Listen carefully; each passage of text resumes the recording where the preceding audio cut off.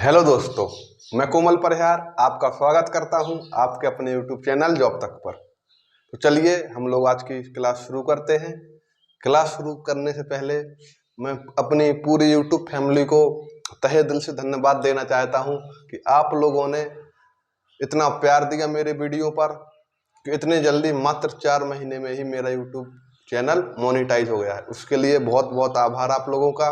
देखिए, मैं रेगुलर ही वीडियो भी नहीं डाल पा रहा हूँ। क्योंकि वो सुविधाएं नहीं है यहाँ पर।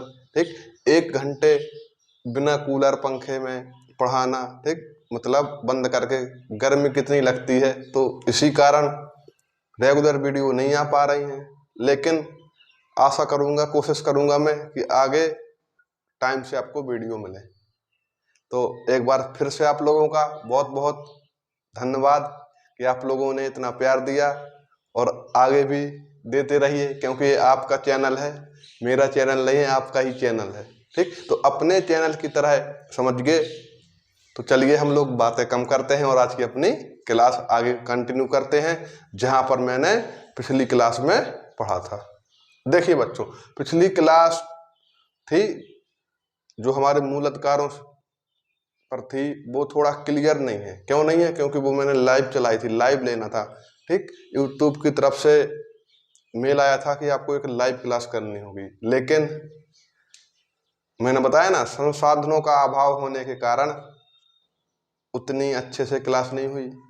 ठीक, क्लास बीच बीच में फंस रही है, तो उसके लिए असुविधा के लिए खेद है। कभी फिर एक क्लास रिकॉर्ड करके डाल दूंगा मैं। और जैसे जैसे थोड़ा टाइम लगेगा, सुविधाओं को भी मैं मेंटेन कर लूँगा मैं। ठीक, तो आप लोग बने रहिए मेरे साथ, इसी तरह सपोर्ट करते रहिए, जिससे मेरा हौसला भी बढ़े और मैं कुछ नया करूँ आप लोगों के लिए। क्योंकि जीवन में अगर शिक्षा है तो जीवन है, नहीं तो ऐसे जीवन तो एक अनपढ़ व्यक्ति भी जीत लेता है, जिंदगी काट लेता है। लेकिन हम लोगों को जिंदगी काटनी नहीं है बच्चों, हम लोगों को एक मिसाल बनना है समाज के लिए। तो चलिए हम लोग अपनी क्लास शुरू करते हैं आज की क्या मूल अधिकार या मौलिक अधिकार पर। देखिए बच्चों, जो मौलिक अधिकार हैं या फंडामेंटल राइट्स हैं, यह हमारे संविधान के किस भाग में? तो भाग 3 में मेंशन है। ठीक, तो कहाँ दिया गया है मूल अधिकारों के बारे में बच्चों? मूल अधिकारों के बारे में बच्चों हमारे संविधान के भाग 3 में दिया गया है। कहाँ से कहाँ तक बच्चों? 12 से लेकर 35 तक इनका विस्तार है। ठीक, हमने और क्या जाना था पिछली क्लास में बच्चों? तो हम लोगों ने जाना था कि हमारे संविधान में कितने मौलिक अधिकार हैं? 6 मौलिक अधिकार हैं। देखिए बच्चों, मूल अधिकार और मौलिक अधिकार दोनों बिल्कुल सेम बात है। ठीक, अलग नहीं है। तो कितने मैंने आपको बताया था? 6। एक बताया था कौन सा? समानता का अधिकार। ठीक, क्या? समानता का अधिकार, राइट्स ऑफ इक्वलिटी। ठीक, दूसरा क्या बताया था मैंने? स्वतंत्रता का अधिकार। तीसरा क्या बताया था मैंने? बताइए, आप कमेंट कर देना। ठीक, तीसरा मैंने बताया था शोषण के विरुद्ध अधिकार। चौथा मैंने बताया था क्या? सांस्कृतिक अधिकार। ठीक से, और 5वां क्या बताया था मैंने? अल्पसंख्यकों के, ठीक, अधिकार। और 6वां क्या बताया था मैंने? संवैधानिक उपचारों का अधिकार, अनुच्छेद जो 32 में। ठीक, जिसके तहत हम लोग डायरेक्ट सुप्रीम कोर्ट जा सकते हैं। ठीक, तो जब हम 32 पर आएंगे, जब उसके बारे में हम बहुत ही अच्छी तरह से देखेंगे। अभी समझिए हम लोग आज हमको क्या देखना है बच्चों? अनुच्छेद 15 से शुरू करना है। ठीक, हमने पिछली क्लास में बच्चों 14 तक फिनिश कर लिया था शायद। ठीक, तो आज हम लोगों को कहाँ से शुरू करना है बच्चों? तो आज हम लोगों को शुरू करना है अनुच्छेद 15 से। ठीक, देखिए अनुच्छेद 15, अनुच्छेद 14 से लेकर अनुच्छेद 18 तक। क्या? अनुच्छेद 14 से लेकर या आर्टिकल 14 से लेकर आर्टिकल 18 तक किसके बारे में बात करते हैं बच्चों? यह करते हैं समानता के अधिकार के बारे में। ठीक, मैंने आपको 12 बताया था। 12 में क्या था? परिभाषा थी, भाग 3 के तहत राज्य की परिभाषा की, राज्य क्या क्या होगा। ठीक, 13 में क्या बताया था मैंने? संविधान पूर्व विधियां, संविधान पश्चात विधियां और विधियां। ठीक, 14 में क्या बताया था मैंने? विधि के समक्ष समता और विधि का समान संरक्षण। इतना हम लोगों ने देख लिया था अपनी पिछली क्लास में। ठीक, आज हम लोगों को देखना है बच्चों क्या? अनुच्छेद 15। ठीक, चलिए हम लोग इसमें अपन लोगों को इसके अनुच्छेद 15 के को पांच भागों में, 5 क्लॉजों में बढ़ेंगे। ठीक, तो अनुच्छेद 15 क्या कहता है बच्चों? समानता का अधिकार। तो अनुच्छेद 15 में क्या लिखा है? देखिए, धर्म, जाति, लिंग, मूल वंश, जन्म स्थान। क्या बच्चों? धर्म, जाति, लिंग, मूल वंश और जन्म स्थान। ठीक, इन 5 चीजों को याद रखिएगा बच्चों। धर्म, जाति, लिंग, मूल वंश और जन्म स्थान। ठीक, तो अनुच्छेद 15 क्लॉज 1 क्या कहता है बच्चों? 15, अब आइए 15 क्लॉज 1 पर। ठीक ठीक, तो धर्म, जाति, लिंग, मूल वंश, जन्म स्थान, ठीक, इनके आधार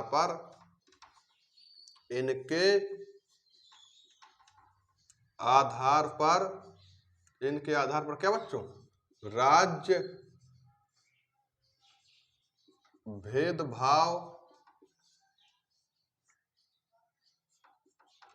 नहीं करेगा। ठीक बच्चों, देखिए हम लोग 15 क्लॉज 1 और 15 क्लॉज 2 को साथ में लेके पढ़ेंगे, कंपेयर करके पढ़ते हैं। ठीक, इसमें क्या है? 15 क्लॉज 2 इनके किनके 5 चीजें दी हैं, जो धर्म, जाति, लिंग, मूल वंश और जन्म स्थान। तो इनके आधार पर राज्य हो गया, प्राइवेट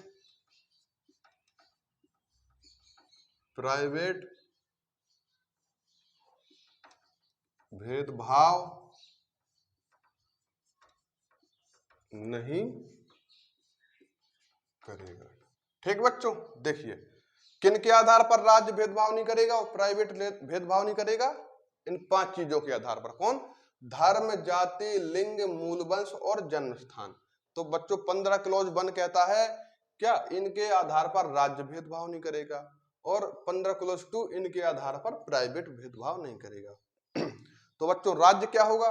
मैंने अपनी पिछली क्लास में बहुत ही अच्छी तरीके से आपको समझाया था। ठीक, राज्य में कौन होगा? ठीक है, संसद होगी। ठीक, और राज्य होगा, राज्य मतलब स्टेट, और राज्य का विधानमंडल, राज्य सरकारें हो गई और केंद्र सरकार होगी। ठीक, और क्या मैंने बताया था? स्थानीय प्राधिकरण होंगे और अन्य प्राधिकरण होंगे। ठीक, यह सब चीजें बच्चों मैंने पिछली क्लास में आपको बता दी हैं, तो आप वहां से समझ सकते हैं। ठीक, तो क्या राज्य भेदभाव नहीं करेगा और प्राइवेट भेदभाव नहीं करेगा। ठीक, मतलब सरकारें भेदभाव भी नहीं करेंगी, और कोई प्राइवेट संस्था है तो वो भी इनके आधार पर भेदभाव नहीं करेगी। ठीक, देखिए मतलब प्राइवेट भेदभाव मतलब जैसे कोई कुआं हो गया, तालाब, इन सब में भेदभाव नहीं होगा। अब ऐसा नहीं कि आप किसी के घर में कुआं खुदा हो, नल लगाओ तो आप वहां जाके नहाओ कि नहीं हमें यहीं पे नहाना है। ठीक, मंदिर हो गया, तो इन पे क्या? इन पर भेदभाव नहीं करेगा राज्य। ठीक, राज्य और प्राइवेट। ठीक, अब देखिए बच्चों, ये तो आपने समझ ली 2 चीजें, धर्म, जाति, लिंग, मूल वंश, जन्म स्थान, इनके ठीक इनके आधार पर राज्य भेदभाव नहीं करेगा और प्राइवेट भी भेदभाव नहीं करेगा। तो चलिए अब आपको मैं थोड़ा दिल्ली घुमा के लाता हूं। क्या? दिल्ली। देखिए अब अपवाद देखना, देखिए हर चीज के अपवाद होते हैं। ठीक, अब मैं आपको दिल्ली घुमा के लाता हूं। जो मैंने बोल दिया ना, अनुच्छेद 15 क्लॉज 1 और 15 क्लॉज 2 राज्य भेदभाव नहीं करेगा। ठीक, प्राइवेट भेदभाव नहीं करेगा। अब जो राज्य भेदभाव करता है नहीं, वो दिखाता हूं आपको। ठीक, आप चलिए आपको दिल्ली ले चलता हूं। मैंने बोला ना, तो आप जैसे दिल्ली में गए, ठीक, सरकार किसकी है? केजरीवाल साहब की। आप दिल्ली में गए, बसों में चढ़े, तो आपने देखा कि वहां पर महिलाओं का टिकट नहीं लगता है। ठीक, क्या बसें महिलाओं के लिए फ्री है? ठीक, तो आपके दिमाग में आया ये तो राज्य भेदभाव कर रहा है। एक तो 15 क्लॉज 1 कहता है कि राज्य इन 5 धर्म, जाति, लिंग, मूल वंश, जन्म स्थान के नाम पर भेदभाव नहीं करेगा, और यहां पर भेदभाव हो गया हमारे साथ। क्या? किसके आधार पर? लिंग के आधार पर हो गया। स्त्रियों को फ्री, महिलाओं को फ्री सुख सुविधाएं हैं, मतलब यात्रा है। हम लोगों को मेल है, उनको क्या रुपए देना पड़ रहा है। ये तो राज्य भेदभाव कर रहा है ना, हुई ना राज्य सरकार दिल्ली, तो भेदभाव हो गया। चलो आपने सोचा चलो ठीक है, एक इग्नोर करो 1-2 चीजों को। ठीक, अब आप घूमने निकले, कहां पर घूमने गए? आप लाल किला। अब लाल किला से आप जामा मस्जिद के लिए जैसे मेट्रो से जाने के लिए सोचा आपने कि चलते हैं लाल किला से जामा मस्जिद की ओर जाते हैं मेट्रो पकड़ कर, तो आप जैसे ही मेट्रो पे चढ़ने वाले थे आपने अनाउंस सुना, वहां पे माइक पे घोषणा हुई कि मेट्रो का मतलब ऐसी हुई कि यात्रीगण कृपया ध्यान दें, मेट्रो का पहला डिब्बा महिलाओं के लिए आरक्षित है। अब आपके दिमाग फिर घूमा। 15 क्लॉज एक चिल्ला चिल्ला के कह रहा है कि इन पांच चीजों पर धर्म, जाति, लिंग, मूलवंश, जन्म स्थान के नाम पर कौन राज्य भेदभाव नहीं करेगा। वहां केजरीवाल साहब ने कर दिया, यहाँ मेट्रो भी कर रही है क्या कि पहला डिब्बा महिलाओं के लिए आरक्षित कर दी। तो आपका दिमाग घूमा, बोले ऐसी बात, मैंने तो 15 क्लॉज 1 पढ़ा, 15 क्लॉज 2 भी पढ़ा, वहां पे तो कहीं भेदभाव की बात नहीं है, और यहाँ पर किसके आधार पर, यहाँ पर लिंग के आधार पर भेदभाव हो रहा है। अब तो आपने सोचा है मैं तो इसके लिए न्यायालय जाऊंगा, ये हमारे मौलिक अधिकारों का उल्लंघन है। आप पहुंचे, आपने जूते पहने, बढ़िया जूता मोजा कोट वोट पहना, आप जाने लगे। चलो बोले दिल्ली में है ही तो चले, यहीं से चले जाएं हम लोग सुप्रीम कोर्ट में, जा सकते हो आप, मूल अधिकारों का आपका अलग अगर उल्लंघन होता है तो अनुच्छेद 32 के तहत। ठीक, आप बोले मैं इसको चुनौती दूंगा कि राज्य यहाँ पर भेदभाव कर रहा है। आप फुल तैयारी में हो गए, लेकिन आपने सोचा कि चलो थोड़ा इतना है, 15 किलो 1 देखा, 15 किलो 2 देखा, अब हम लोग 15 को थोड़ा और आगे देख लें। उसमें आपको आपकी नजर पड़ी कहां पर, 15 क्लॉज 3 पर। जाने से जस्ट पहले आपने जूता उता पहन के बढ़िया तरीके टाई आई लगा के आप तैयार हो गए, सुप्रीम कोर्ट तो जा रहे हो। ठीक, तो आपकी नजर कहां पड़ी, 15 क्लॉज 3 पर, और जैसे ही आपने 15 क्लॉज 3 पढ़ा, आपके सुप्रीम कोर्ट जाने के दिल के अरमा आंसुओं में बह गए। क्या हुए, आपके सुप्रीम कोर्ट जाने के, एससी जाने के दिल के अरमा आंसुओं में बह गए कि आप उच्चतम न्यायालय अब नहीं जा पाओगे। अब आपने ऐसा क्या पढ़ लिया 15 क्लॉज 3 में, चलिए देखते हैं। तो 15 क्लॉज 3 है जो बच्चों, क्या 15 क्लॉज 3 है बच्चों, यह क्या है, यह है 15 क्लॉज 1 और 15 क्लॉज 2 के अपवाद हैं। इसमें दिया गया है कि राज्य महिलाओं और बच्चों के लिए प्रावधान कर सकता है। आपने जैसे ही बच्चों 15 क्लॉज 3 पढ़ा तो आपकी सारी इच्छाएं समाप्त। आपने इतने मेहनत करके अपने जूतों में पॉलिश की, कोट वोट साफ किए कि नहीं मैं तो जाऊंगा आज, लेकिन आपकी जैसे ही नजर 15 क्लॉज 3 पर पड़ी तो आपके दिल का अरमा आंसुओं में बह गए। ठीक, तो क्या आपने क्या पढ़ा कि राज्य महिलाओं और बच्चों के लिए क्या विशेष प्रावधान कर सकता है। ठीक, अगर राज्य चाहे तो महिलाओं और बच्चों के लिए प्रावधान कर सकता है। अब क्यों कर सकता है, अब आपके मन में उत्सुकता हुई जानने की क्यों कर सकता है, तो आप फिर दौड़े चले आए मेरे पास, बोले चलो कोमल सर से पूछते हैं क्यों। तो मैं बताता हूं आपको क्यों। तो देखिए बच्चों, जो महिलाएं और बच्चे हैं, जो हमारे संविधान निर्माता थे, उनको बहुत ही अच्छी तरीके से ज्ञात था कि जो क्या महिलाएं और बच्चे हैं यह समाज के वंचित वर्ग है। ठीक, इनका समाज द्वारा आसानी से शोषण शोषण कर सकते हैं। ठीक, महिलाओं और बच्चों का आसानी से शोषण हो सकता है, और उन्हें क्यों मालूम था, क्योंकि हजारों सालों से होता चला आ रहा था। आप इतिहास पढ़ी होगी तो सती प्रथा देखा होगा, विधवा बाल विवाह देखा होगा। ठीक, अगर हस्बैंड एक्सपायर हो जाते हैं लड़की के तो क्या जबरदस्ती सती कर देते थे। ठीक, पढ़ने का अधिकार नहीं था, तो बहुत सी चीजें थी जो कुरीतियां को देखकर चले आ रहे थे। वही बच्चों के साथ होता था। बच्चों के साथ देखा, लड़कियां ज्यादा खास करके कि बच्चों की चॉकलेट देखी तो लड़कियां बेटा आओ आओ गोदी में लिया, उसकी चॉकलेट खा गई, तो क्या है मजाक कर रहा हूं। ठीक, तो क्या है, बच्चों और महिलाओं का आसानी से शोषण हो सकता है। ठीक, तो संविधान निर्माताओं को ये चीज ज्ञात थी, तो इसलिए उन्होंने 15 क्लॉज 3 में क्या महिलाओं और बच्चों के लिए विशेष प्रावधान के लिए जोड़ दिया। अब देखिए शोषण कैसे होता है, जब आप तीसरी महिलाओं को देखोगे, ठीक, तो आपको नहीं लगेगा कि महिलाओं का शोषण हो रहा है। जब आप पहली दूसरी महिलाओं को देखेंगे, मतलब आप अपने घर से देखेंगे, अपनी माता और बहनों को देखेंगे, तब आपको उस चीज के बारे में समझ में आएगी कि हाँ, महिलाओं का वास्तव में ही शोषण हो रहा है। ठीक, अगर समाज की आप तीसरी महिला को देखेंगे तो आपको शोषण बिल्कुल नजर नहीं आएगा। लेकिन यदि आप अपने घर से देखेंगे, अपने घर की माताओं बहनों को देखेंगे, तब आपको लगेगा कि हाँ, शोषण हो रहा है। क्यों? देखिए, आपकी माताजी होंगी जो घर में, क्या घर में सबके जगने से पहले जाग जाती होंगी और सबके सोने के बाद सोती होंगी। पूरे दिन काम करते, सुबह जागना, आपको बिस्तर पर चाय देना, आपके पिताजी को बिस्तर पर चाय देना, ठीक, खाना बनाना पूरे घर का, झाड़ू पोछा करना, ठीक, सुबह किया, फिर शाम हुई तो शाम को फिर आपने तो बैठे बैठे चिल्ला दे कि मम्मी पानी या मम्मी खाना, ठीक। अगर इतनी सी रोटी जल गई तो जली रोटी खिला रही हो मम्मी आप, ठीक, समझ रहे हो। नमक नहीं है आज सब्जी में, नमक ज्यादा हो गया सब्जी में, ठीक, ऐसा। और जो पूरा श्रेय किसको, ठीक, ये तो हो गया, और बाकी जो श्रेय होता है वो पिता ले जाता है। 10 बजे ऑफिस गया, शाम को ऑफिस आए, आराम से बैठ के लार साहब की तरह चाय लाओ, ऐसा लाओ, खाना नहीं बना तो पूरा क्रेडिट को ले जाता है, पुरुष ले जाता है।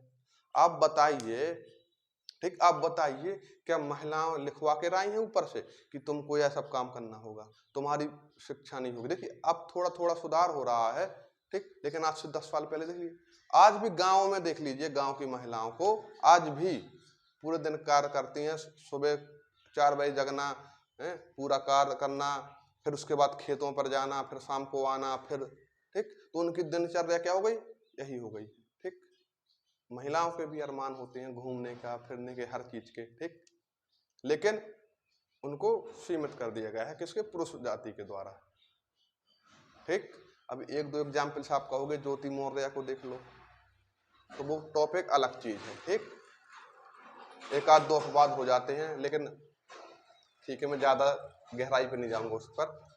समझ में आया? तो क्या क्या होता है, महिलाओं का आसानी से शोषण हो सकता है, ठीक। देखिए क्या होता है, महिलाओं का पढ़ाई बंद, शादी कर दी जाती है, ठीक, शहरों में छोड़ दो, गांव देहातों में, ठीक, अभी भी कस्बे टाइप को, तो वहां शादी कर दी जाती है, 18 नहीं हो पाती हैं, ठीक, 18 वर्ष की पूरी, लेकिन शादी कर दी जाती है। उसके बाद क्या होता है, बच्चे हुए, बच्चों को खिलाओ, घर का काम करो, जिंदगी वहीं पे समाप्त, ठीक। किसी से हंस के बोल लें तो दिक्कत। तो हो रहा है कि नहीं हो रहा है?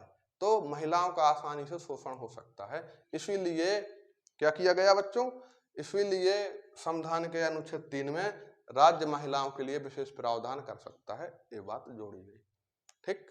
समझ में आया आपको?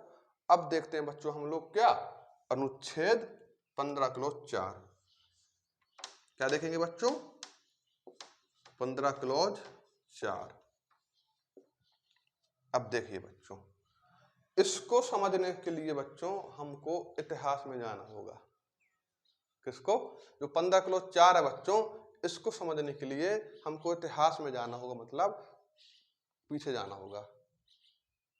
देखिए बच्चों, जब तमिलनाडु राज्य अस्तित्व में नहीं था तो कौन सा राज्य था, मद्रास राज्य था, ठीक बच्चों, क्या मद्रास राज्य हुआ करता था, ठीक। तो इस मद्रास में एक प्रस्ताव प्रचलित था, एक आदेश पारित किया मद्रास राज्य ने, क्या, सांप्रदायिकता का आदेश, ठीक। इस आदेश के तहत मद्रास में विभिन्न जाति वर्गों के लोगों को शिक्षण संस्थानों में क्या थी, सीटें आरक्षण थी। समझ रहे हो ना? जो आदेश प्रचलित था, इसके अंतर्गत, इसके आधार पर मद्रास में विभिन्न जातियों के लिए, अलग अलग जातियों के लिए क्या शिक्षण संस्थानों में, इंस्टीट्यूटों में क्या थी, सीटें में रिजर्वेशन था, ठीक, मतलब जाति के हिसाब से रिजर्वेशन में सीटें बटी हुई थी। तो एक लड़की हुई चंपकम दोराई राजन करके, क्या चंपकम दोराई राजन, इनको मेडिकल कॉलेज में दाखिला नहीं हुआ इनका, तो भैया पढ़ने वाली लड़की थी, ठीक। तो क्या हुआ,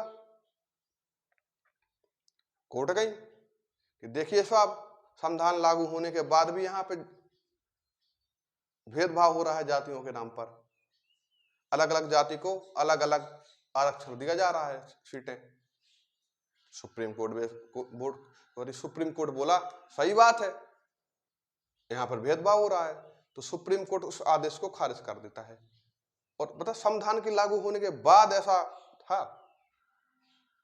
ठीक, अब देखना आरक्षण की नींव कहां से पड़ी, मैं यह बताना जा रहा हूं, बहुत ही इंपॉर्टेंट लेक्चर है आज का ये। ठीक, 15-16 समझ लिया, आपको आरक्षण समझ में आ जाएगा। ठीक, तो क्या चमकम दोहराई राजन कोर्ट जाती हैं। ठीक, इस बात को क्या कहते हैं बच्चों, इसको कहते हैं हम लोग चंपकम दोहराई राजन वर्सेस मद्रास राज्य का केस। ठीक, क्या कहते हैं, यहाँ पे लिख दूंगा, इसको कहते हैं बच्चों चंपकम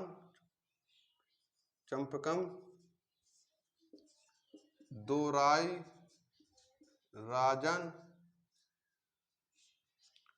वर्सेस मद्रास राज्य। ठीक बच्चों, मद्रास राज्य कब का केस है बच्चों, जो 1951 का केस। ठीक, चंपकम दोहराई राजन चंपकम दोहराई राजन वर्सेस मद्रास राज्य 1951 का केस है बच्चों। इस केस में सुप्रीम कोर्ट को चुनौती दी, किसको चुनौती दी सुप्रीम कोर्ट में, मद्रास में जो आदेश प्रचलित था। तो सुप्रीम कोर्ट ने उस आदेश को खारिज कर दिया कि ऐसा नहीं होगा, जातियों के आधार पर आरक्षण नहीं दिया जाएगा। तो फिर क्या हुआ, खारिज किया, तो फिर संविधान में किया गया फर्स्ट संविधान संशोधन।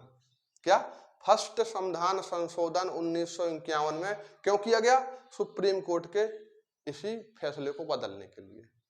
ठीक, तो क्या किया गया, फर्स्ट संविधान संशोधन 1951 में किया गया, जिसके आधार पर इसमें लिखा गया क्या, 15 क्लोज 4 जोड़ा, और उसमें लिखा कि राज्य, क्या लिखा बच्चों कि राज्य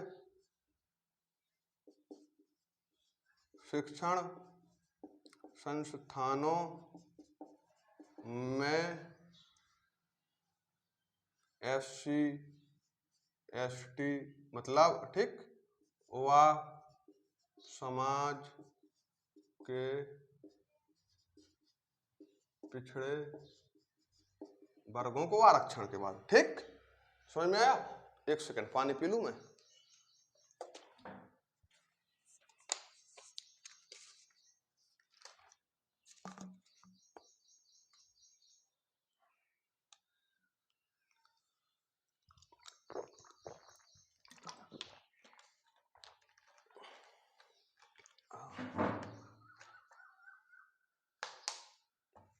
ठीक बच्चों, तो क्या किया गया, राज्य शिक्षण संस्थानों में SC ST, ठीक, 15 क्लोज 4 में क्या जोड़ा कि राज्य शिक्षण संस्थानों में SC ST व समाज के पिछड़े वर्गों के लिए प्रावधान कर सकता है। ठीक, किस केस में, चंपकम दोहराई राजन वर्सेस मद्रास राज्य, कब, 1951, 15 क्लोज 4। ठीक, कन्फर्म। अब आ जाएगी आप लोग 15 क्लोज 5, 15 क्लोज 5, इसको समझिए। इसको समझने के लिए बच्चों हमको कहां जाना पड़ेगा, 2006 में। ठीक, इस समय सरकार थी मनमोहन साहब की। ठीक, मनमोहन जी की सरकार थी, कब, 2006 में। अब इसमें क्या हुआ, इसमें दिल्ली में एक बहुत बड़ा आंदोलन होता है, दिल्ली एम्स में बहुत बड़ा आंदोलन होता है। किस लिए, देखिए बच्चों, जो 15 क्लोज 4 में आरक्षण दिया गया, यह बच्चों छोटे शिक्षण संस्थानों के लिए था। ठीक, देश की जो उच्च शिक्षण संस्थान है, IIT IIM वगैरह, इनमें ठीक एम्स वगैरह में क्या आरक्षण नहीं था। ठीक, तो इन्हीं बड़े उच्च शिक्षण संस्थानों में आरक्षण के लिए क्या किया इन लोगों ने आंदोलन किया। कहाँ, दिल्ली एम्स में आंदोलन हुआ। सरकार किसकी थी, मनमोहन सरकार की थी। मांग क्या थी कि उच्च शिक्षण संस्थानों में भी आरक्षण का प्रावधान होना चाहिए। ठीक बच्चों, तो क्या हुआ, 93वां संविधान संशोधन किया गया, और इसके माध्यम से क्या हुआ बच्चों, इसके माध्यम से उच्च शिक्षण संस्थानों में भी क्या आरक्षण दिया गया। ठीक, तो आपसे सवाल पूछ लिया जाए कभी कि अनुच्छेद 15 क्लोज 4 और 15 क्लोज 5 में क्या डिफरेंस है, तो आप क्या बताओगे, अंतर क्या बताओगे आप। तो आपको बच्चों अंतर बताना है कि 15 क्लोज 4 शिक्षण शिक्षण संस्थानों में बात करता है आरक्षण की, वह 15 क्लोज 5 हो गए थे। तो कागज दे देगी आप में कल। हाँ खा तो नहीं लगे, आधार कार्ड लगे। हाँ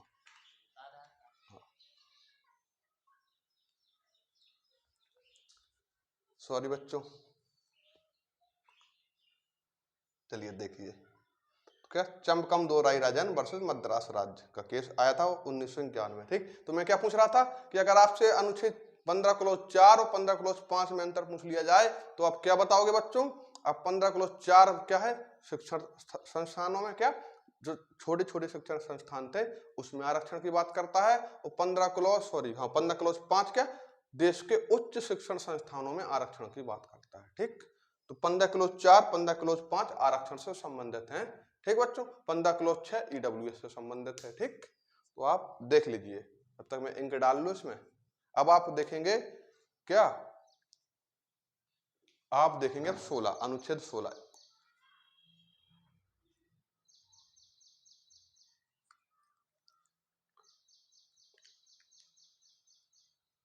अब तो बच्चों 16 में क्या, इस 16 में दो चीज और ऐड हो जाएंगी। देखिए बच्चों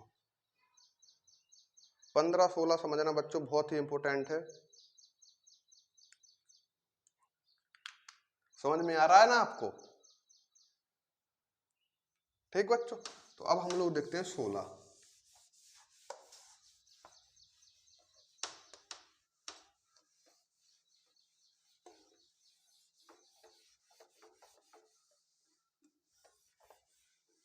ठीक बच्चों, अब हम लोग देखते हैं अनुच्छेद 16।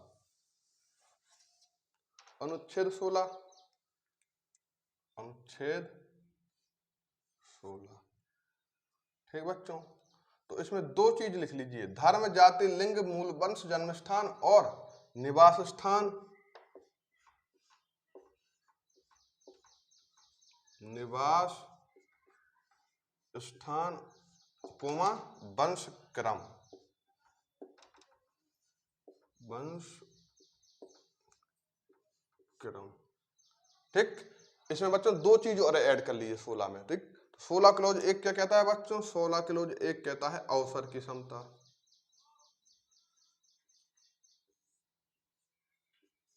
अवसर की समता।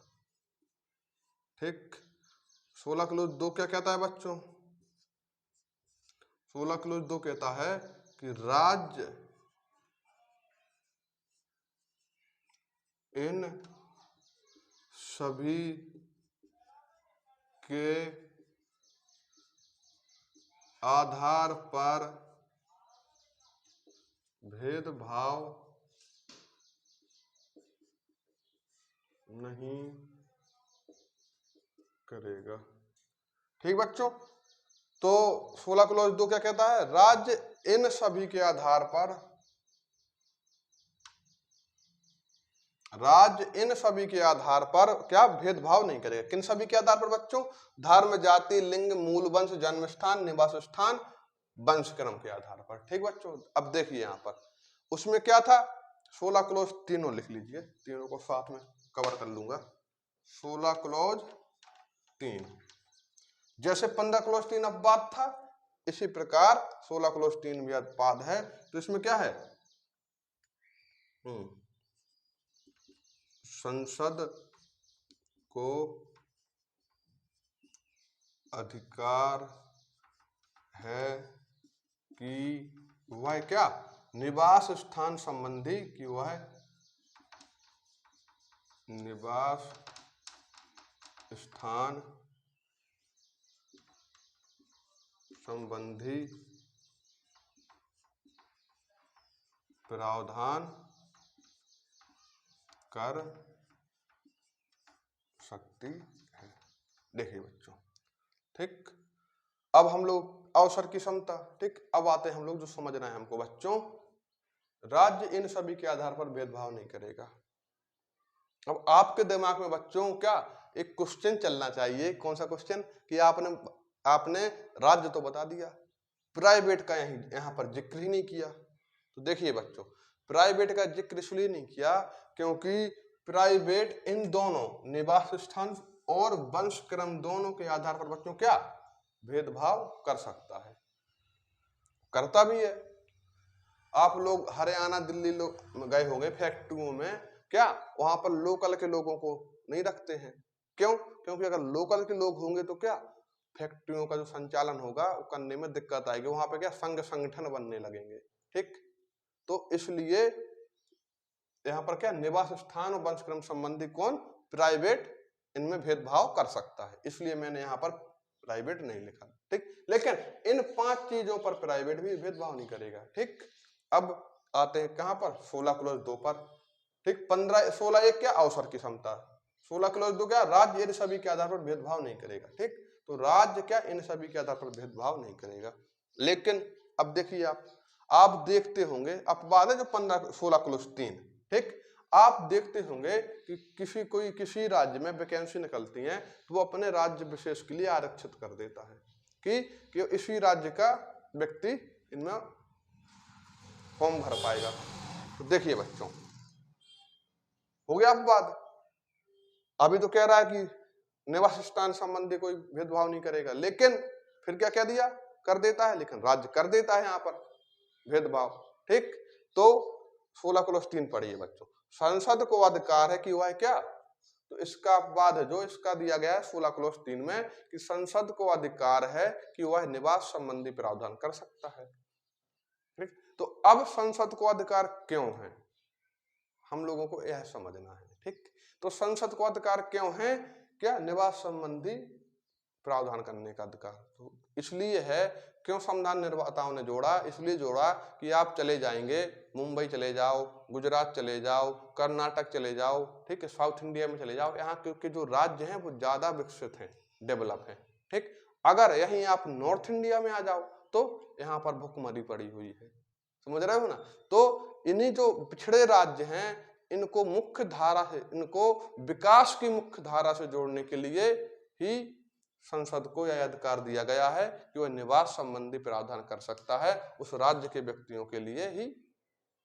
ठीक, क्यों? क्योंकि जो पिछड़े स्टेट हैं उनको क्या विकास की मुख्य धारा में जोड़ने के लिए, जिस प्रकार से आरक्षण दिया जाता है कि जो पिछड़े लोग हैं उनको विकास की मुख्य धारा में ठीक जोड़ने के लिए, इसी प्रकार से इन राज्यों को भी संसद को अधिकार है कि जो पिछड़े राज्य हैं उनसे संबंधित कानून बना के उन पिछड़े राज्यों को विकास की मुख्य धारा में जोड़ने का कार्य कर सके। समझ में आया आपको? तो कंफर्म। अब देख लीजिए आप 16 क्लॉज 4। ठीक बच्चों, एक 16 क्लॉज 4। ठीक, 16 क्लॉज 3 आपको समझ आए ना, तो 16 क्लॉज 4 देखिए स्वयं 15 की तरह है, इसलिए मैंने थोड़ा जल्दी बता दिया। ठीक, अवसर की क्षमता, राज्य इन सभी के आधार पर भेदभाव नहीं करेगा, वो करेगा तो संसद को अधिकार है। अब 3 अपवाद हो गया। ठीक, अब डाल लीजिए बच्चों 16 क्लॉज 4।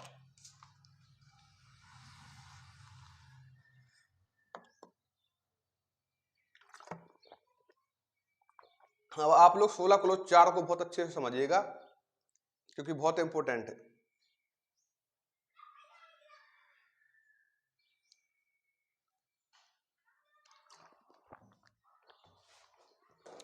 सोलह क्लॉज 4 क्या कहता है कि यदि राज्य को लगता है कि उस राज्य में कोई ऐसा पिछड़ा वर्ग है या उस राज्य का में जो पिछड़ा वर्ग है, ठीक, क्या यदि राज्य को लगता है बच्चों, क्या यदि राज्य को लगता है कि उसके यहाँ कोई पिछड़ा वर्ग है जिसका उस राज्य की सेवाओं में, ठीक, यदि राज्य को लगता है, 16 क्लॉज 4 क्या कहता है बच्चों, 16 क्लॉज 4 कहता है कि यदि राज्य को लगता है कि उसके यहाँ कोई ऐसा पिछड़ा वर्ग है जिसका उस राज्य की सेवाओं में उचित प्रतिनिधित्व नहीं है, तो राज्य उनसे संबंधित प्रावधान कर सकता है। क्या कहता है 16 क्लॉज 4 कि यदि राज्य को लगता है कि उस राज्य का कोई ऐसा पिछड़ा वर्ग है जिसका उस राज्य की सेवाओं में उचित प्रतिनिधित्व नहीं है, तो राज्य उनसे संबंधित प्रावधान कर सकता है। ठीक, तो पिछड़े वर्ग से संबंधित प्रावधान की बात क्या करता है बच्चों, 16 क्लॉज 4। ठीक, लिख दूं क्या पूरा, तो वहां पर लिख देता हूं मैं, एक सेकंड। ठीक, साफ कर दूं, या फिर यहीं पे लिखे रहने दो, आप इतना लिख लीजिए, समझिएगा बस।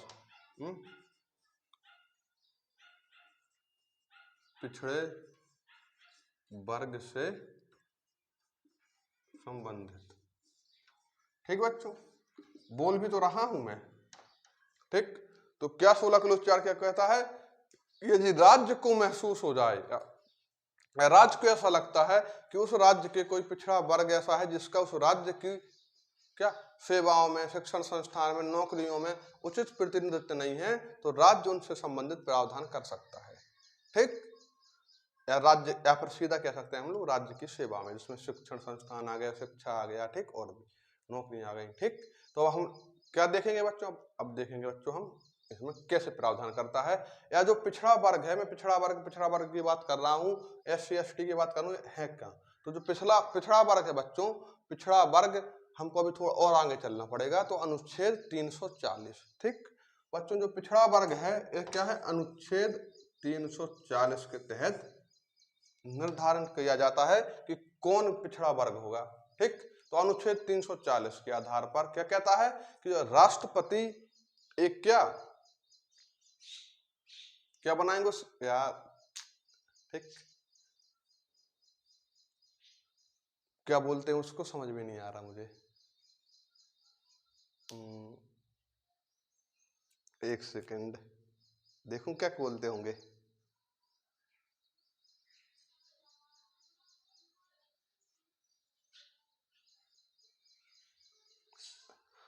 आयोग।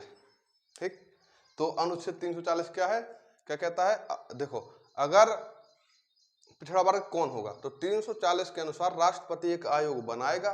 ठीक, क्या राष्ट्रपति एक आयोग बनाएगा जो उस राज्य मालूम करेगा कि उस राज्य में पिछड़े कौन से लोग पिछड़े लोग हैं। ठीक, तो मतलब आप साफ लिखिए, अनुच्छेद 340 किसके बारे में, पिछड़ा वर्ग के बारे में। ठीक, पिछड़ा वर्ग। ठीक, तो किसकी सिफारिश पर, राष्ट्रपति साहब की सिफारिश पर एक आयोग बनाया जाएगा जो बताएगा, जो अपनी सिफारिश में बताएगा कि समाज में कौन सा वर्ग पिछड़ा वर्ग है। ठीक, किस आयोग कौन बनाएगा बच्चों, राष्ट्रपति साहब बनाएंगे। ठीक, तो वो आयोग क्या अपनी सिफारिशों में बताएगा कि समाज में कौन सा वर्ग पिछड़ा वर्ग है। ठीक बच्चों, तो बने भी है समय समय पर, क्या आयोग बने भी है, देख लीजिए आप। पिछड़ा वर्ग समझ लीजिए आप थोड़ा, पिछड़ा वर्ग से क्या है। ठीक, पिछड़ा वर्ग। ठीक, तो पिछड़ा वर्ग के लिए अनुच्छेद 340। ठीक बच्चों, तो कौन बनाएगा, राष्ट्रपति साहब। ठीक, राष्ट्रपति।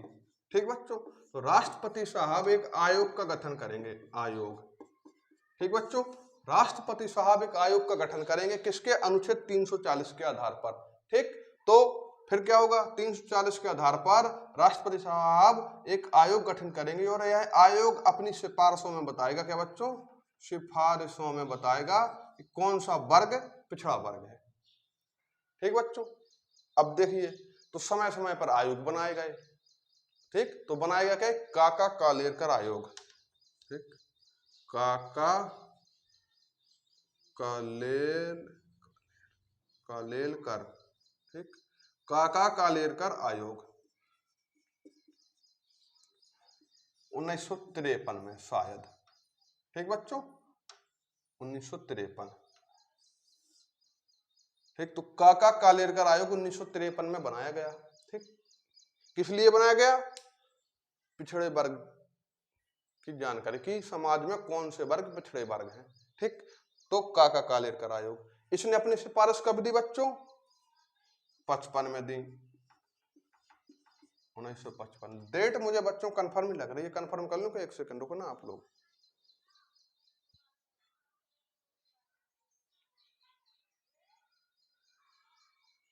सही है बच्चों, सही है। ठीक, तो काका कालेलकर आयोग बना कब, 1953 में। ठीक, इनने अपनी सिफारिश कब दी, 1955 में दी। क्यों बना, पिछड़े वर्ग के लिए। तो क्वेश्चन आपसे सवाल में कैसे पूछेगा कि काका कालेलकर आयोग किससे संबंधित है, तो पिछड़े वर्ग से, अन्य पिछड़ा वर्ग से, इस प्रकार से आपको ऑप्शन दे देगा। ठीक बच्चों, तो इंपोर्टेंट है काका कालेलकर आयोग। ठीक, कई बार एग्जाम में पूछ लिया गया है कि काका कालेलकर आयोग ठीक किससे संबंधित है, तो आपको लिखना है पिछड़े वर्ग से संबंधित है। ठीक बच्चों, इन आयोग का गठन 1953 में, कब? राष्ट्रपति जी के द्वारा। इसने अपनी सिफारिश कब दी? 1955 में, पर इनकी सिफारिशों पर ज्यादा गौर नहीं किया गया। ठीक बच्चों, ठीक। तो इसके बाद कौन सा आयोग बना? मंडल आयोग। ठीक बच्चों, क्या बना? काका कालेलकर आयोग के बाद क्या बना? मंडल आयोग। मंडल आयोग। ठीक बच्चों, मंडल आयोग कब बनाया जी? मोरारजी देसाई के समय पर, 1978। ठीक। सिफारिश कब दी बच्चों इन्होंने? 1980।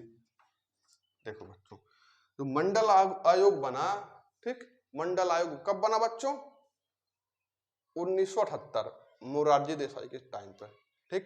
मोरारजी देसाई की सरकार चली जाती है, सरकार आती है इंदिरा गांधी जी की। ठीक। और इनकी सिफारिश आती है 1980 में, तो इनकी सिफारिशों पर भी ज्यादा गौर नहीं दिया जाता। फिर आती है बच्चों 1990। ठीक। 1990 क्या आया बच्चों? 1990। अब क्या हुआ 1900? अब सरकार किसकी आई? बीपी सिंह की। बीपी सिंह। ठीक बच्चों, सरकार किसकी आई 1990? बीपी सिंह, या हम इनको कह सकते हैं विश्वनाथ प्रताप सिंह। क्या बच्चों?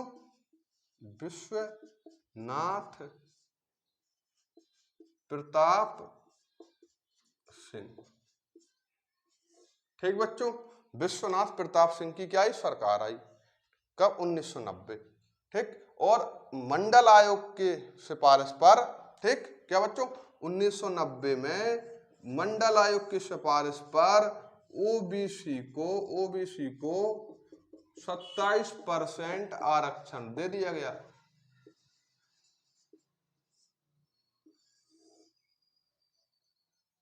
क्या बच्चों?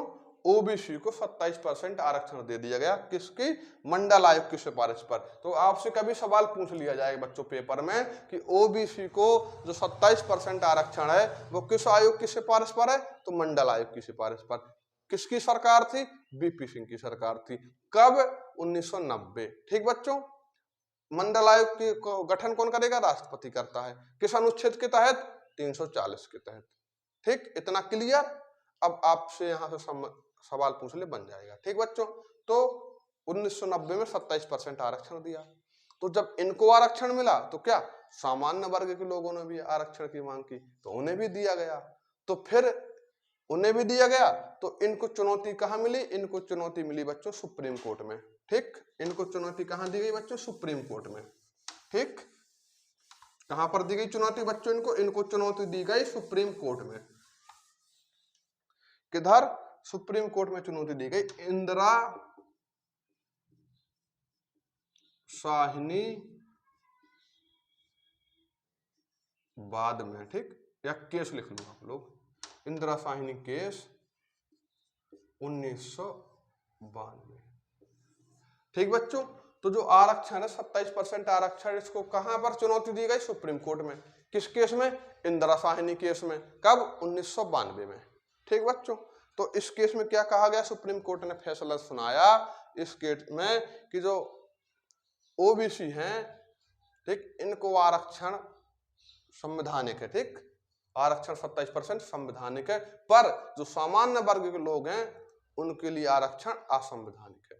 ठीक, तो इसलिए वर्तमान में जो किसको? ओबीसी को 27% आरक्षण मिलता है। ठीक, ईडब्ल्यूएस अभी बाद में आएगा। ईडब्ल्यूएस आएगा 16 क्लोज 6 103 संविधान संशोधन 2019।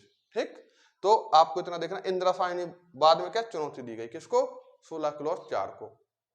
ठीक, तो क्या सुप्रीम कोर्ट ने क्या कहा? ओबीसी को तो आरक्षण मिल सकता है, लेकिन जनरल वालों को आरक्षण नहीं दिया जाएगा। और क्या कहा? आरक्षण की सीमा कितनी हो गई? 50%। अधिकतम कितनी होगी बच्चों? 50%। ठीक, प्रमोशन में आरक्षण नहीं होगा, आरक्षण नहीं दिया जाएगा। और क्रीमी लेयर आरक्षण से बाहर होगी। ठीक बच्चों, तो अधिकतम आरक्षण 50% दिया जाएगा, प्रमोशन में आरक्षण नहीं दिया जाएगा और क्रीमी लेयर को भी आरक्षण से बाहर रखा जाएगा।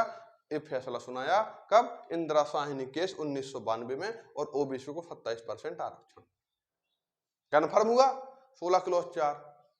ठीक, अब आते हैं हम लोग 16 क्लॉज 5 पर। तो 16 क्लॉज 5 में क्या है? 16 क्लॉज 5 और 16 क्लॉज 6 सिंपल हैं। ठीक बच्चों,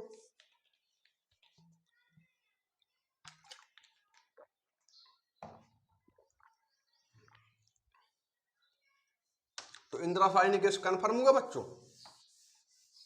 अब देखिए 16 क्लॉज 5, 16 क्लॉज 6। जो 16 क्लॉज है क्या? EWS को 10% के आरक्षण की बात करता है। कब? 103वां संविधान संशोधन 2019। और 15 क्लॉज 5 में क्या है? 15 क्लॉज में क्या है? राज्य किसमें? यहां पर उसमें राज्य धार्मिक संस्थानों में भेदभाव कर सकता है। राज्य धार्मिक संस्थानों में भेदभाव कर सकता। ठीक बच्चों, 15 क्लॉज 5 और 15 क्लॉज 6 क्लियर आपको। ठीक, 5 राज्य धार्मिक संस्थानों में भेदभाव कर सकता है। 6 EWS से संबंध 10%। 2019 में 103वां संविधान संशोधन जोड़ा गया। ठीक बच्चों, अब देखते हैं हम लोग क्या? अब देखना है बच्चों हम लोगों को 16।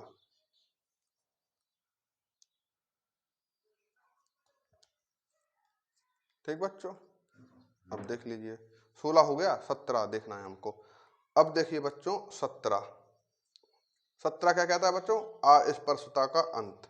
और एक चीज और लिख लीजिए बच्चों, जो 16 क्लॉज 4 है उसको क्या 85, 16 क्लॉज 4 है बच्चों, इसको ऐड कर लेना 16 क्लॉज को 85वें संविधान संशोधन 2001 के माध्यम से जोड़ा गया था। ठीक बच्चों, 16 क्लॉज 4 को।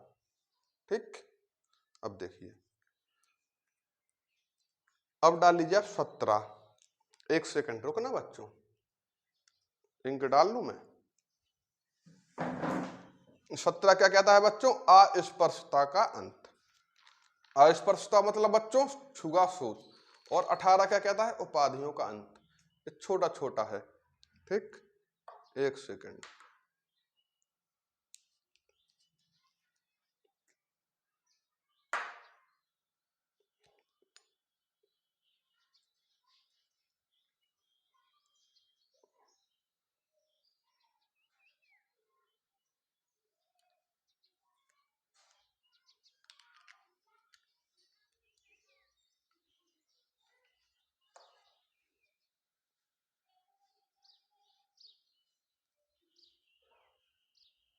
तो डाल लीजिए बच्चों।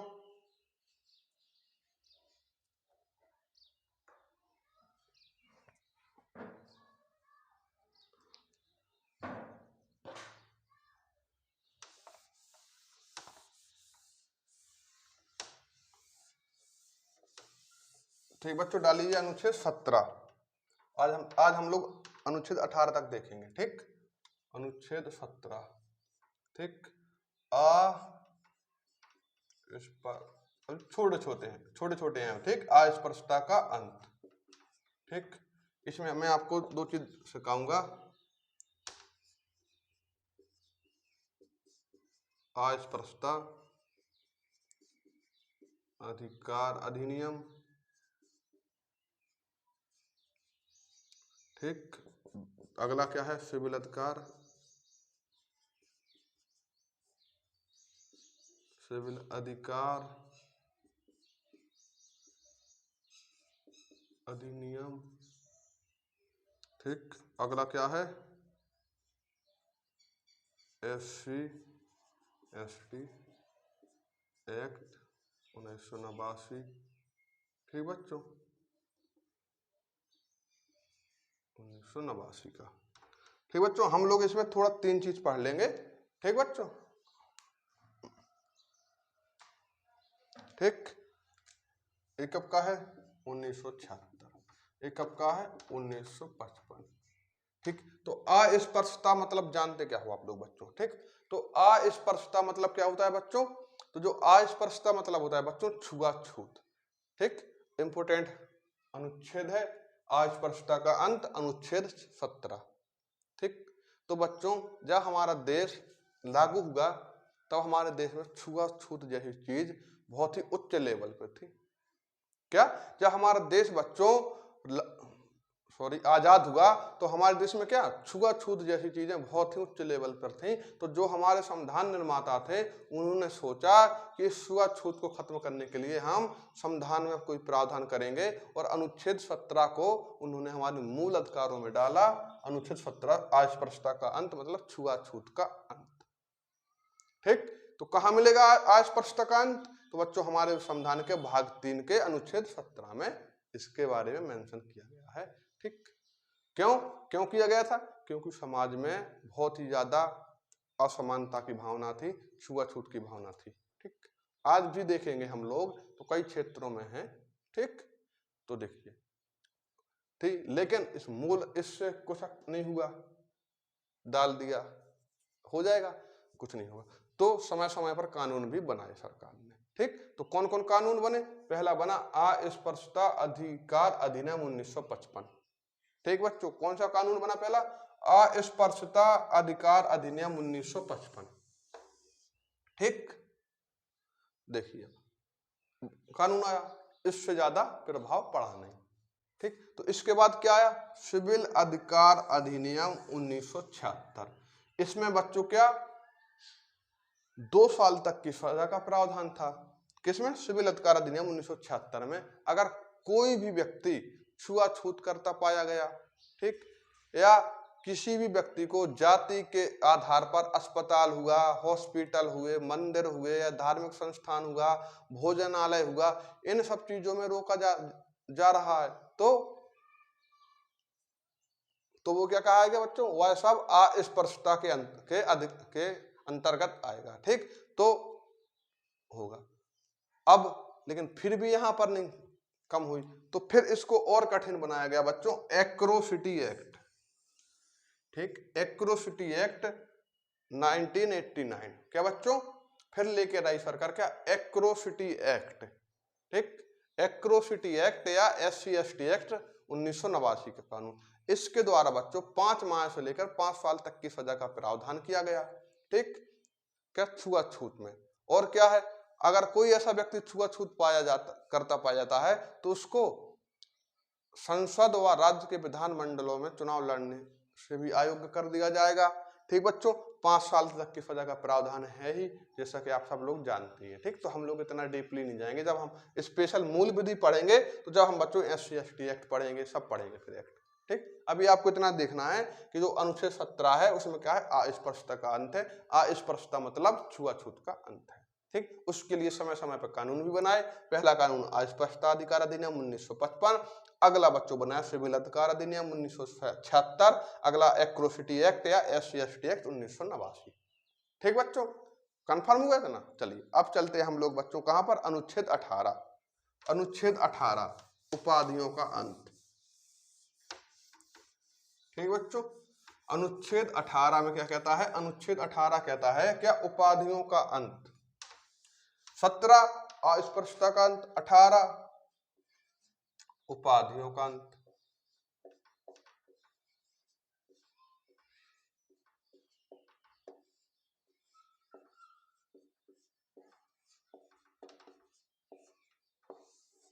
ठीक बच्चों, अनुच्छेद 18 में आपको क्या लिखना है? उपाधियों का अंत। अब देखिए बच्चों, उपाधियों का अंत क्या है? देखिए, आप पहले देखते होंगे कि लोग श्री श्री 1008 फलाना ठिकाना लगा रहते थे। ठीक, अब आपके घर में आपकी मम्मी आपको जो बोल रहे हैं उससे मतलब नहीं है कि सरकार आपको उपाधि नहीं देगी। ठीक, कोई सरकारी व्यक्ति है वो उपाधि नहीं लगा पाएगा। केवल दो क्षेत्रों में छोड़कर। ठीक, कौन से क्षेत्रों में छोड़कर? शिक्षा, शिक्षा और सेना।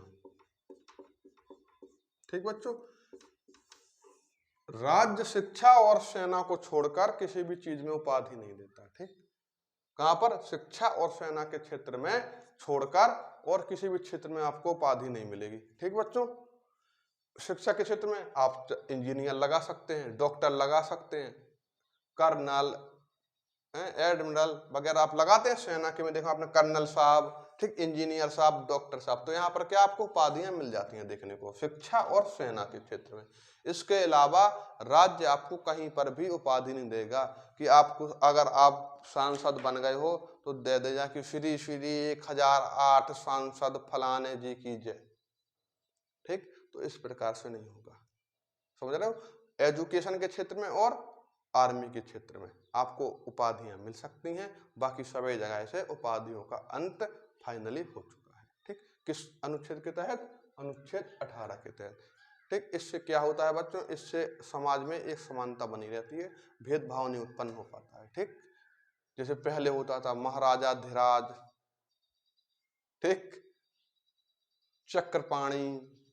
चक्रपाणी, विष्णुधारी, गदाधारी फलाने, समझ गए ना। तो इस प्रकार से उपाधियों का अंत हो गया अनुच्छेद 18 के आधार पर। ठीक बच्चों, देखो सुनो, जो अनुच्छेद है 1 से लेकर आप 50 तक याद कर लीजिएगा, ठीक, अच्छे से, क्योंकि एग्जाम में 90% यहीं से क्वेश्चन बनता है। और आप कांस्टेबल दे रहे हो, एसएससी जीडी दे रहे हो, इन सब के लिए क्या आप ऊपर भी पढ़ लोगे तो नहीं जाएगा। लेकिन बच्चे जो एसआई वाले बच्चे हैं, लोअर पीसीएस वाले बच्चे हैं, इनके लिए क्या बच्चों, इनको थोड़ी आपको डीप पढ़ना पड़ेगा। इसलिए जो मैं बताता हूँ एक एक चीज को नोट करते जाया करो, पॉइंट टू पॉइंट।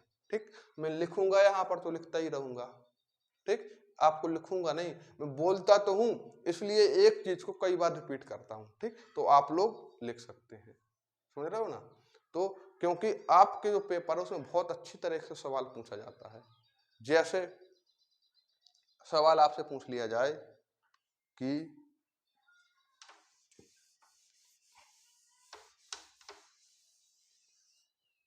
सवाल आपसे कैसे पूछ, कांस्टेबल वगैरह में कैसे पूछेगा आपसे सवाल? पूछेगा उपाधियों का अंत निम्न में से किस अनुच्छेद में वर्णित है। ठीक, 18, 17, 16, 15 आप तुरंत लगा दोगे 18 में। ठीक, और ये अगर एसआई में इसी तरह का पूछा जाएगा तो क्या पहला देगा क्वेश्चन डालेगा। ठीक, उपाधियों, इसमें कैसा डालेगा बच्चों? इसमें डालेगा कि अनुच्छेद 17 के तहत उपाधियों, ठीक, का अंत होता है। ठीक, कथन दे दिया, कथन, ठीक, अब कारण दे दिया गया, शिक्षा और सेना को छोड़कर कहीं भी उपाधि नहीं दी जाती है। ठीक, अब देख लिए आंसर क्या देगा आपको? कथन सही, कारण गलत। ठीक, तो ऑप्शन ऐसे दे देगा कि कथन सही कारण गलत। ठीक, देखिए क्वेश्चन ऐसे पूछेगा, कथन दे देगा अनुच्छेद 17 के तहत उपाधियों का अंत होता है। ठीक, कथन क्या दिया? कथन देगा पहला, अनुच्छेद 17 के तहत उपाधियों का अंत होता है। कारण, शिक्षा और सेना को छोड़कर किसी भी क्षेत्र में उपाधि नहीं दी जाएगी। अब ऑप्शन क्या देगा? कथन एक सही है, मतलब कथन और कारण दोनों सही हैं, कथन कारण की व्याख्या करता है। एक कथन सही है, कारण गलत है, तथा कथन कारण की व्याख्या नहीं करता है। ठीक, ठीक, या इनमें से कोई नहीं, इसी प्रकार से ऑप्शन बता देगा। तो आप क्या करोगे? कथन गलत है, कारण सही है। ठीक, क्योंकि यहां पर क्या है, अनुच्छेद 18 है ना कि 17। ठीक, तो कथन गलत है, कारण सही है तथा यह एक दूसरे की स्पष्ट व्याख्या नहीं करते हैं। ठीक, तो आपसे इस प्रकार से सवाल पूछे जाएंगे कि एक सवाल में आपसे 3-3, 4-4 सवाल पूछे जाएंगे, जिसके लिए आपको बहुत ही अच्छे तरीके से पढ़ना होगा। तो बच्चों आज हम लोगों ने क्या क्या पढ़ा है, आज कितने अनुच्छेद पढ़े बच्चों हम लोगों ने? आज पढ़े हमने बच्चों 15।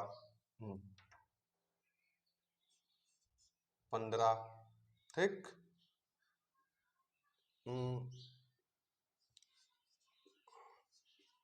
अनुच्छेद 16, अनुच्छेद 17, अनुच्छेद 18। ठीक बच्चों, अनुच्छेद 18 में क्या पढ़ा बच्चों हमने?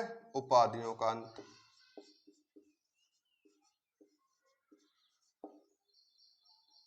उपाधियों का अंत। इसमें क्या पढ़ा बच्चों हमने? अस्पर्श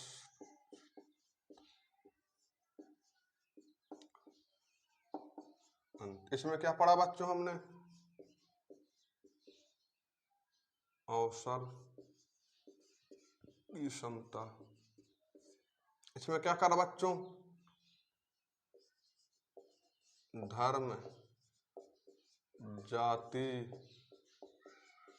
लिंग, ठीक, मूलवंश,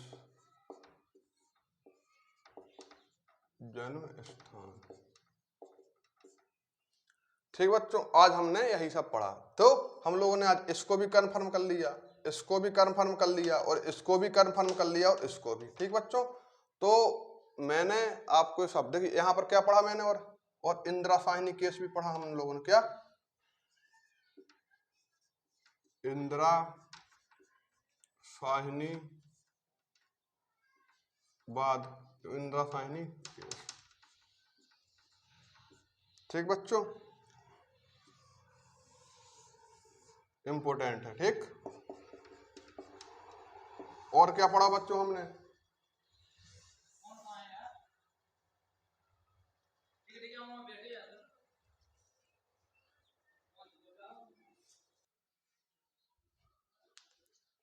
ठीक बच्चों, अगला क्या पढ़ा था हमने आज? चंपकम दोहराई राजन।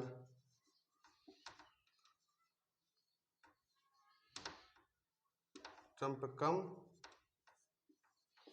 दोहराई राजन केस। ठीक बच्चों, तो आज हम लोगों ने इतना सब देखा, तो ये भी बच्चों इंपॉर्टेंट है। ठीक बच्चों, तो इनको आप लोग देखना। ठीक बच्चों, तो अनुच्छेद हमने 15 पढ़ा, धर्म, जाति, लिंग, मूल वंश, ठीक, निवास स्थान संबंधी। ठीक, 16 क्या पढ़ा हम लोगों ने? 16 में पढ़ा अवसर की क्षमता। 5 चीज थी, धर्म, जाति, लिंग, मूल वंश, जन्म स्थान, उसमें क्या निवास स्थान और वंश क्रम भी था 16 में। 17 में अस्पृश्यता का अंत, और 18 में उपाधियों का अंत। इन सब के बारे में बच्चों पढ़ा। तो आज की क्लास को मैं यहीं पर समाप्त करता हूं। मिलते हैं आपसे हम अगली क्लास में। जय हिंद, आपका दिन शुभ हो।